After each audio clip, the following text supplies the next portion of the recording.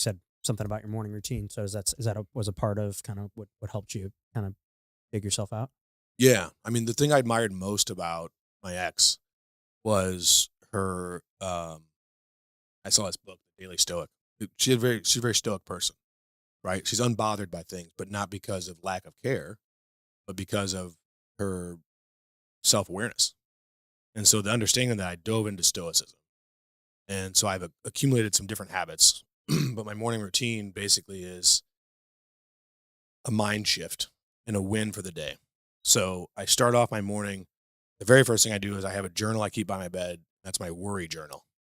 And so, like today, if I get mad in traffic or if I lose my temper in a meeting and whatever it else is, that counts as a worry to me also because that's something I want to change in my behavior. So in the mornings when I wake up, I write down what I'm worried about or what I would like to have changed yesterday. So some of the worries might include like, how am I going to get I've got conflicting interests now because I coach my youngest son's basketball team. Well, the first two practices of this year are tomorrow night when I already have an event, next Monday when I already have an event. And it's like I agreed to coach this team, but I'm like, oh, the head coach can't show up to the first two practices. That worries me. So I write that down and then I write, what can I do about that today?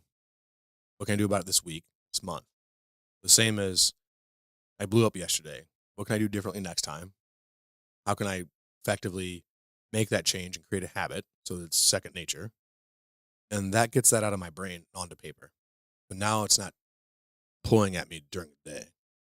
And then immediately to shift my mindset is something that I really love that I've done because it seems so simple, but it's been great for me. I'm not a mental health expert by any means, but it works for me. Is then I pray in gratitude. And I start with small or big things. It's always 8 to 15 things a day. But the little tiny things that we don't think about, like forget first world problems. Like I'm grateful I have all four limbs. I'm grateful that when I open my eyes, I can see my room. I'm grateful that I get to get my son ready for school in the morning. The little things. And that puts me in a mindset of like, man, my life is so much better than I may have thought it was. From there, I work out.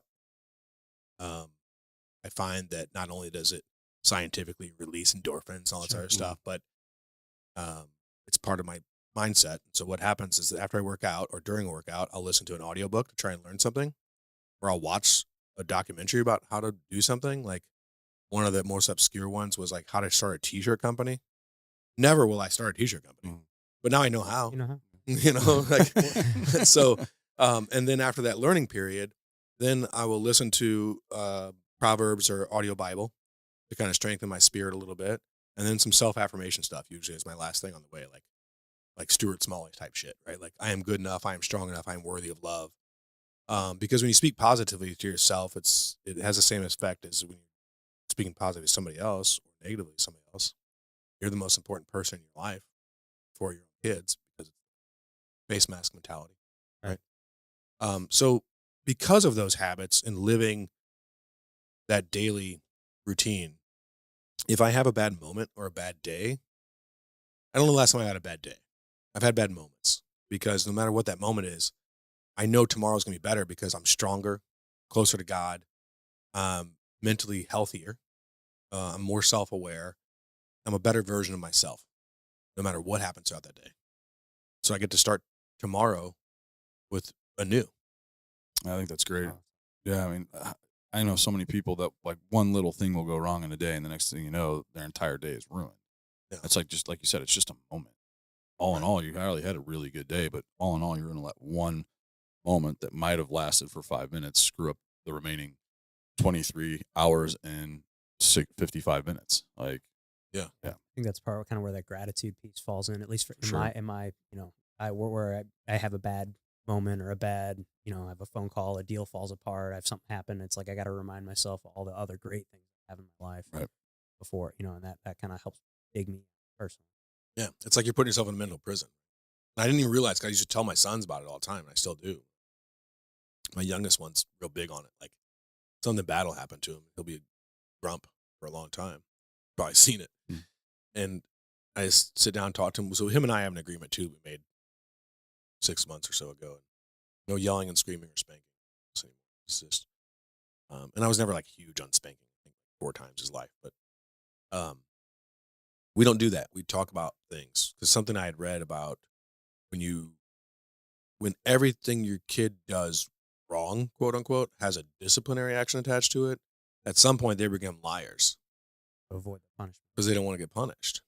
And so we look at a lot, obviously, like if you're, you know, doing something ridiculous, you're getting punished. But even then, we talk about the punishment and why, his responsibility in that scenario.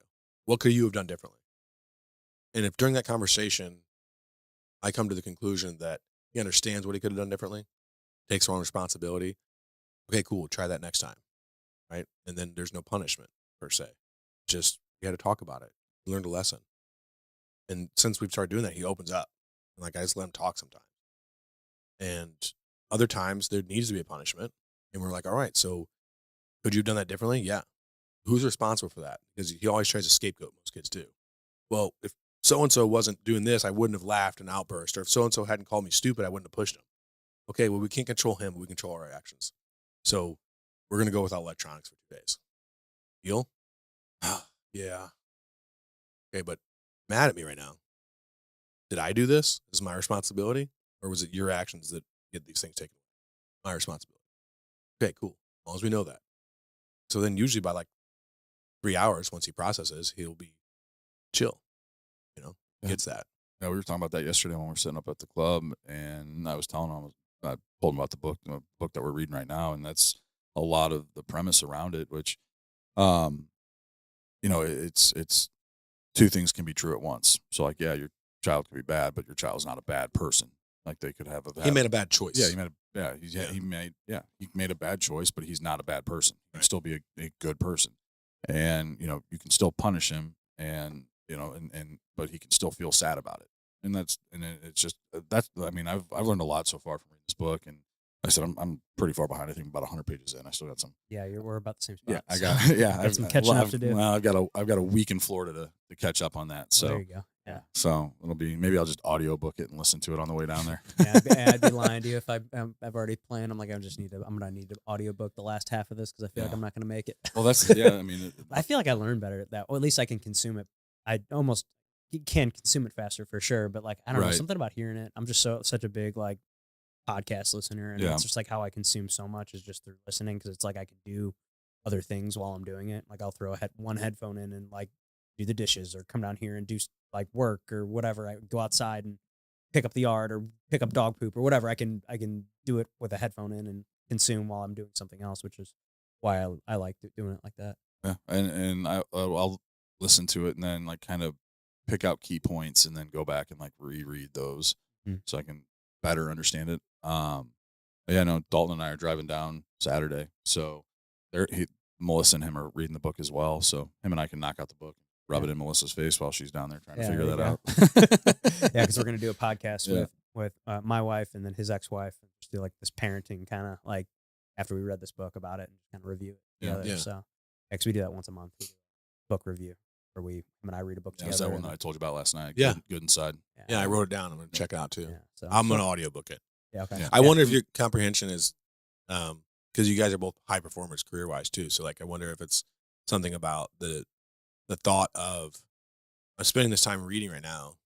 I could be doing other things. 100%. Yeah, that is absolutely. what it is for me. For So sure. it's probably hard to comprehend because you're like, I could be shoot, I need. There's Yeah. so many Prep other for things this I could be house or doing. whatever. Yeah, Yeah. I can be doing other things while I'm driving or while I'm doing whatever around the house or like just knocking out like mundane like little things. I can just do it while I'm listening to something. Yeah. So that's definitely a piece of it. Have you tried setting space out for those things though? For reading or for Mhm. those things. For reading, Yeah. Yes. Well, like blocked off on your calendar, physical calendar. Because I don't know if you've seen it or not, but he and most people have made fun of me for it. Not really, but I haven't. I think it's great. lightly. I keep a paper calendar. Okay. And I write down everything. And so like my morning routine or like my evening walks, my time with that, I've got time blocked out for those things because I make time for myself first. Love that. I find I have more time now. I used to like finish my day and be like, damn, Got to get do all this these done, things. or blah, blah, blah, I don't have time. Now I'm like, by 8:00 at night, I'm satisfied that I've done everything I can do for the day. Yeah, I definitely could be better about that. I typically read in the mornings, like first thing when I wake up. I wake up, walk downstairs, sit on the couch, open the book until my kids wake up. Usually what I do. But like yeah, 2 days ago, my wife comes down and I fell back asleep on the couch in mid book, like, because it's just, but so yeah, I mean, I need to be better about time blocking and making those times like set in stone for sure. Yeah, it's that thing that again I only say this because I was taught it through this thing. It's so valuable. So it may not work for everybody, but like during this growth period, I've been a yes man to different modalities that I would have thought goofy. 8 months ago, I knew what sound baths were, but I'm like, what? No, but I'll do it now and done it. What's a sound bath? Yoga I've done, breath therapy. Sound bath is basically meditation, Oh, okay. like bowls and sounds. Oh, okay. That okay, yeah. But like breath therapy, remarkable for me. Like I don't know what works for everybody, but like there was something about that, man. And it's just 20 minutes. Is Oh. this something you do yourself? No, it was You go to a class? meditated. It was during this contrast therapy was the overall arching thing. Plunge 360, cold 360. I'll get you the right information so you can add this. Yeah. Aaron does the breath work and Samantha does the contrast therapy. So it's like you do this breath work for like 20 minutes and then you get into a cold plunge for 3 minutes. You do a sauna for like 5 to 10 minutes and then you do a cold plunge and Is sauna. this breath exposure STL? I feel like I've seen them on Instagram. Or No, something. but there's a bunch of these. there's yeah. things like Yeah. this. Yeah. But the breath work part was like not life changing for me, but really helped me understand better how to meditate. It's like meditative music, and then you're doing this breath work, and he's basically just guiding you on how to breathe through this thing, like all these like weird. What you think would Yeah. be weird? The Hoff. Wim Hof. Yeah. Yeah. But it was cool, and like I've done yoga, I've done CrossFit, I've done all these different things. It's all the stuff that I think of it now as even if it is a placebo. Like I'm still not convinced that infrared does it, but just based on what I've read, Yeah. and know about the area, what they use it for.